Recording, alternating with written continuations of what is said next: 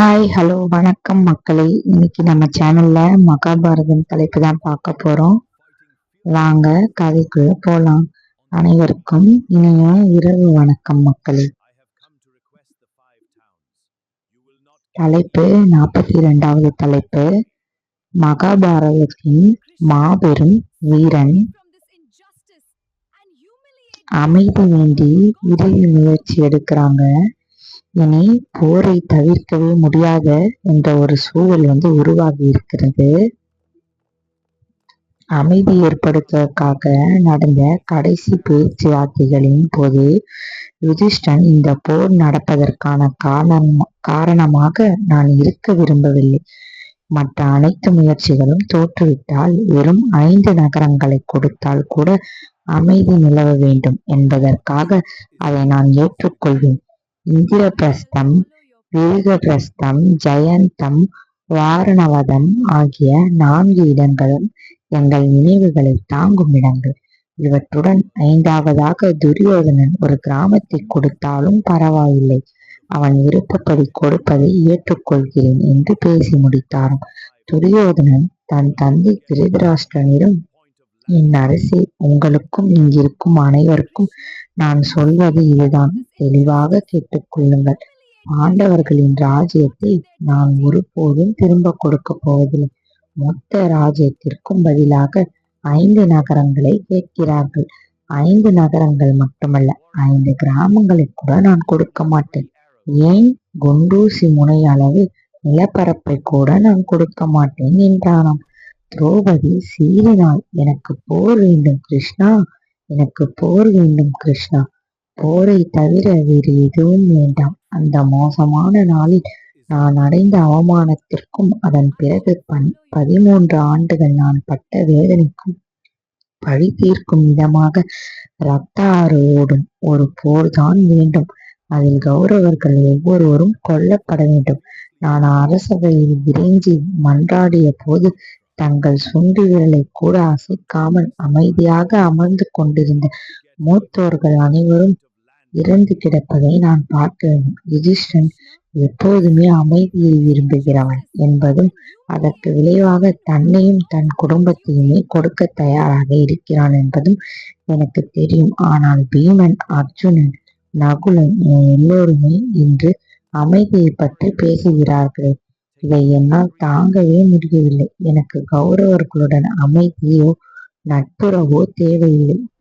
என் மீது உனக்கு அன்பு இருந்தால் கிருஷ்ணா, எனக்கு அன்று நடந்தவைகளுக்கு சிறிதளவேனும் வருத்தம் கொண்டிருந்தால் பாண்டவர்களுக்கும் கௌரவர்களுக்கும் இடையே போர் நடப்பதை உறுதி செய். எனது எதிரிகள் போர்க்களத்தில் இருந்து நரிகளுக்கும் வல்லூர்களுக்கும் உணவாக கிடப்பதை நான் பார்க்க வேண்டும். இதுதான் திரௌபதி. திருதராஷ்டிரன் சம்சயன் மூலமாக ஒரு அமைதிக்கான செய்தியை யுதிஷ்டனுக்கு அனுப்பி வைத்தான். என் இளவரசே, அரசரிடமிருந்து நான் கொண்டு வந்துள்ள இந்த அமைதி நாடும் செய்தியை நீங்கள் இதற்கு முன் முழுமையாக கேட்டிருக்க முடியாது. மனிதனின் வாழ்க்கையின் மிக சொற்ப காலம் யுதிஷ்டா, அதை ஏன் அவமானத்தில் முடிய வேண்டும்? உடவு முடியுமா? தன் பங்காளிகளின் இரத்தத்தை சிந்த வைத்தவன் என்ற பெயரை நீ உனக்கு ஏன் ஏற்படுத்தி கொள்ள விரும்புகிறாய்? அது வாழ்க்கையை இந்த போருக்குள் எடுத்து செல்லாது. அதில் நீ வென்றாலும் தோற்றாலும் இதுதான் உனக்கு முடிவாக இருக்க போகிறது. இந்த மண்ணில் ஒரு ராஜ்யம் என்னை தந்துவிடப் போகிறது யுதிஷ்டா.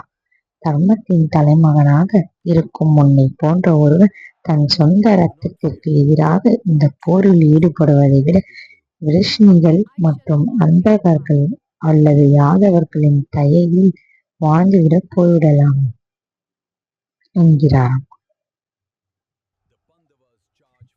அமைதிக்காக இந்த முயற்சி அப்பட்டமான தோல்வியை சந்தித்தது. தவிர்க்க முடியாமல் அவர்களை போர்க்களத்தை நோக்கி கொண்டு சென்றார்கள். இரு தரப்பினரும் குருஷேத்திரத்தில் போர் செய்வது என்று தீர்மானிக்கப்பட்டது.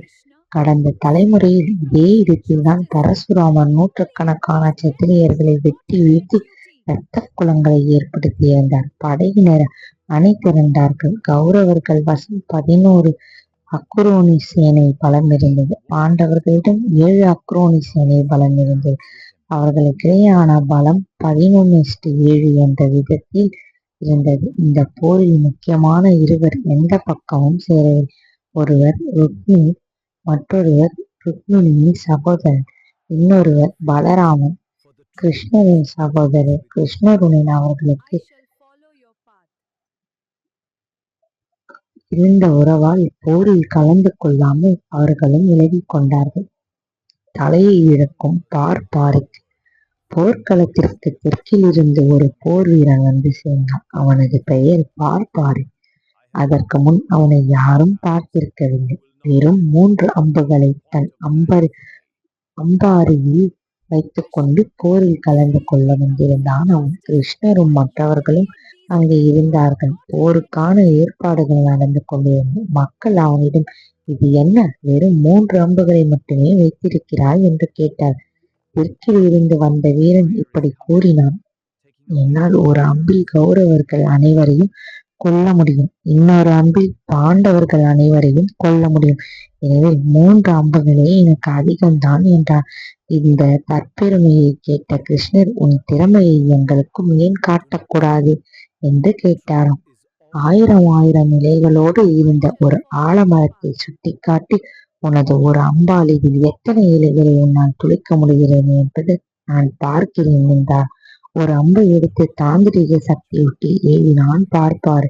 மரத்தில் இருந்த மொத்த இலைகளையும் துளைத்துவிட்டு கிருஷ்ணரின் காலடியில் மிச்சம் இருந்த ஒரு இலையையும் துளைப்பதற்காக வந்து காத்து கொண்டிருந்தது பார்ப்பாருக்கு ஏவிய அம்பு. கிருஷ்ணர், பலே பலே, நன்றாகவே இருக்கிறது. நீ எந்த பக்கம் என்று போர் செய்வாய் என்று கேட்டான். பார்ப்பாரு, நான் எப்போதுமே தோற்கும் பக்கத்திற்காக தான் போர் புரிவேன். தினமும் யார் தோற்கிறார்கள் என்று பார்ப்பேன். கௌரவர்கள் தோற்பதாக தெரிந்தால் நான் அவர்களுக்காக போரிடுவேன். பாண்டவர்கள் தோற்பதாக தெரிந்தால் நான் அவர்களுக்காக பக்கம் நின்று போரிடுவேன். எப்போது எந்த படையினர் தோல்வி அடைகிறார்கள் என்பதை பார்த்தாலும் நான் அவர்களுக்காகவே சென்று போரிடுவேன் என்றார்.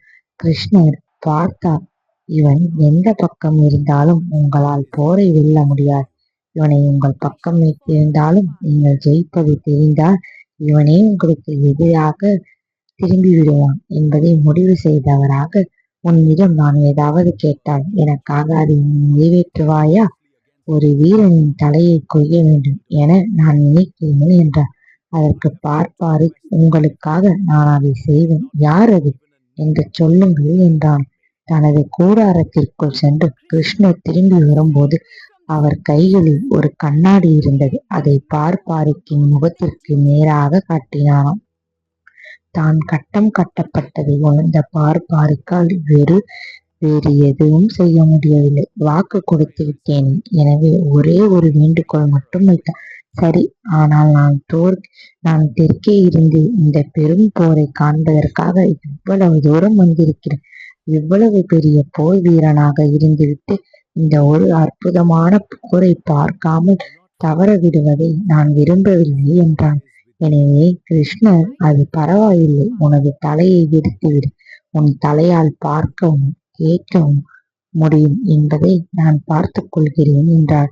பிறகு தனது வாளை எடுத்து பார்ப்பாரு தனது தலைமுடியை பற்றி கொண்டு ஒரு கையால் தலையை கொய்து தனது உடல் கீழே விழுமுன் கிருஷ்ணரிடம் கொடுத்தான். அந்த தலையை போர்க்களத்தில் நடப்பவை அனைத்தும் தெரியும்படியான ஒரு இடத்தில் வைத்தார்கள். போர் துவங்கியதும் போர்க்களத்தில் ஏதாவது வஞ்சகமாக வேடிக்கையான நிகழ்வை பார்த்ததும் பெரும் குரலில் சிரிக்கத் துவங்கிவிடுவான் பார்ப்பாரு.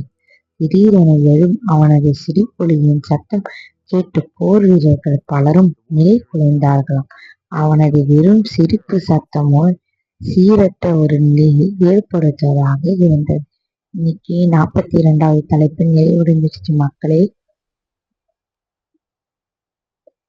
நாளைக்கு இதை தொடர்ந்து 43வது தலைப்பு பார்க்கலாம். நம்ம சேனலை லைக் பண்ணுங்க, ஷேர் பண்ணுங்க, சப்ஸ்கிரைப் பண்ணுங்க, கூடவே ஃபாலோ பண்ணுங்க மக்களே. கமெண்ட்ஸ் பண்ணுங்க. நன்றி, வணக்கம் மக்களே.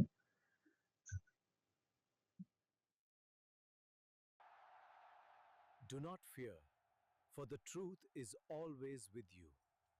I shall follow your path.